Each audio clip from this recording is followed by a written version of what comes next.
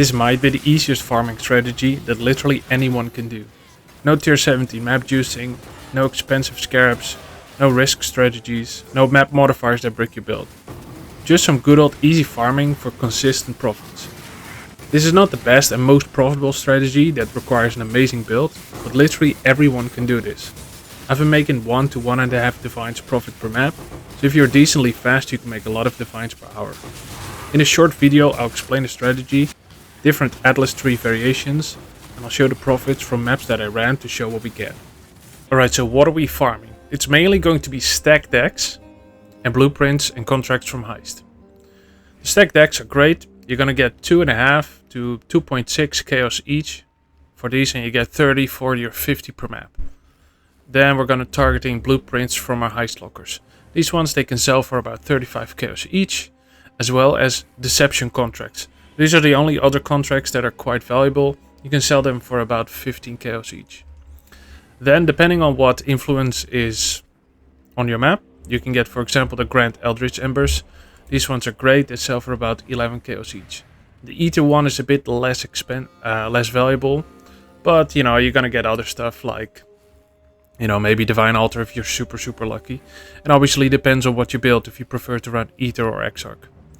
Then we're also going to be chasing memory threads for the echoes, and we're mainly going to be focusing on this one, the most expensive one.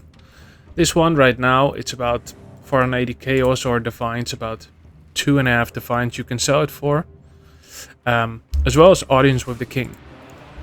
It's almost 2 divines, and the good thing about this is we're going to use the ritual altars to revive all the monsters from the stack decks, and this way you're going to get more stack decks.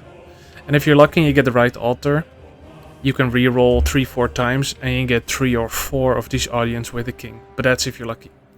Then we're gonna get some bubblegum stuff like small items. I find quite a lot of puzzle boxes. Every now and then you got a valuable scarab, like this one is 1.2 divines.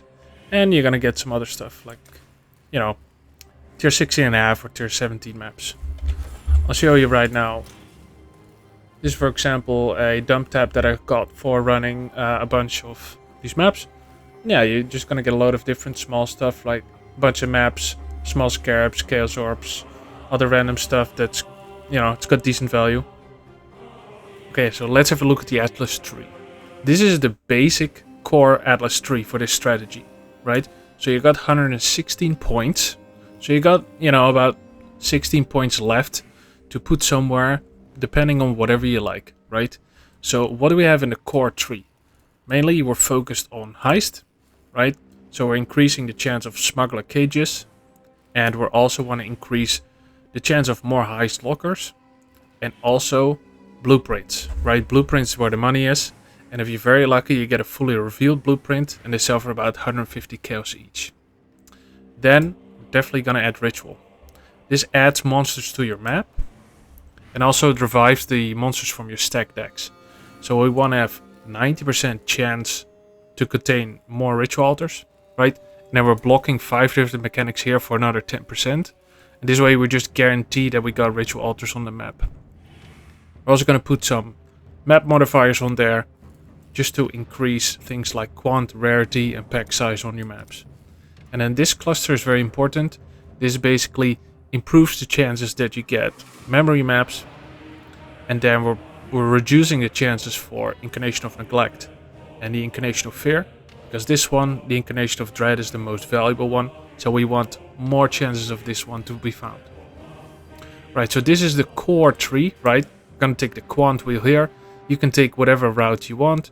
You can go here and get harbingers, you can get the plants here. I chose essences, it doesn't really matter, right? But this is basically the core.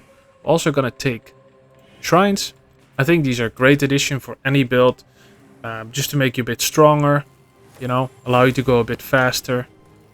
And if you're not really absolutely sure what you want to take, just add some altars, right? You can get a covetous shrine for some rarity. That's an excellent addition to most Atlas trees. Now, let's look at a couple of variations. So right here we have a Exarch variation. I think this is a great choice for anybody who can run the Exarch modifiers decently, right? It adds a lot of different pack size to your map, right? With this cluster here, and these ones. And you know, if you don't have any issues with this, I would definitely go for the Exarch ones. The Eldritch Embers are a bit more valuable than the Ether ones, but if you want to change this over and you prefer to run blue altars, you just go in this direction and you take this node, right? You take these couple of nodes and you go down here and you take this cluster, right? Instead of this, well, right here on the left and this side, right? Now, let's see another variable. This one is more focused on scarabs, right? So let's highlight the scarab nodes. So the most valuable are the ambush scarabs right now, so we want to increase those. And we just picked a couple of nodes that increase the chance of scarabs to be dropped. I think this is also quite an interesting one. You can even probably combine this, right? You can reduce this with Exarch altars, right? You take these nodes, right? And maybe, let's say you remove these and then you go in this direction and you try to take these ones, right? So you can remove a couple more things, right? Maybe remove a couple of scarabs and just take these. And now you got a combination of scarabs and the Exarch nodes. And I think this is also a great option for a tree, right? If you can handle a bit stronger packs with the Exarch ones. Oh, this is 134. God, what should we remove? Well, you know, you can remove this one, for example. Right, it's kind of flexible. It depends on what you want, right? Maybe you wanna keep this in there, right? And you remove 2 of these quad nodes. And then a last variation that I also very much like. And this one is hunting for Starfall craters, right? Svalin is about, I don't know, 70, 80 divines right now. You gotta be very lucky, but you're basically increasing the chance of ore deposits, right? And then Verisium ones. And so you take this section here, right? And this section here at the bottom. And you basically want to increase the amount of ore deposits that are found on your map. And if they're found, the chance for an altar. And yeah, you can run these two. These ore deposits also add monsters to your maps. You can also do the lost shipments one. You know, every now and then, instead of ore deposits, you get a bunch of lost shipments. Also decent value. And all of these are not very difficult. So if you don't have a strong build, you can still run these. I'll put all of these variations, right? The core one here. And then the variations. I'll put them in the description to have a look. Alright, so on the map device, just roll the maps any way you like, right? Take care of the modifiers that you can't run, like maybe you can't run no regen or reflect. And then we're going to use 5 Divination Scarab of the Cloister. These ones are just the stack deck packs, right? These ones, they drop the stack decks. And we're going to run heist for 3 more smuggler cages. And that's it. If you run Exarch altars, obviously run that. And that's it. Easy. Right, so I ran 20 maps. Took me about an hour and a half. This is everything I got. So, you know, it's not that much. It's not even a quad tab full. So everything will fit in your inventory. You don't have to portal out. Right, and you get a bunch of different things. Like obviously a lot of stack decks. Right, and you get things like the echoes for 2.5 divines. You know, I got 3 puzzle boxes.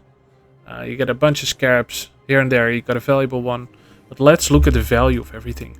So this is the tab. And the value in total estimated by Wealthy Excel is 27 divines. Now, this over and underestimates a couple of things, but as a general indication, it's pretty good. Right, so for example, the stack decks are underestimated. I think they should be 2.5 chaos. You can sell them with Faustus for 2.5 chaos at least. But you know, there's things in there like Doriana's prototype. I don't think that's on the chaos. And it might overestimate the value of a fortress map. I'm not sure about this, but it just gut feeling. Right? But you get a bunch of different things in here. And yeah, most of the value is going to be in your currency, which includes your stack decks. And then your blueprints and fragments, right? You're basically chasing fragments with the memory threads as well as the Exarch altars. So yeah, that's it. I hope this was useful. If you like this video, please consider liking and putting a comment down there. Or subscribe to the channel if you want more videos on Path of Exile. That's it. Have a good day and I'll see you later.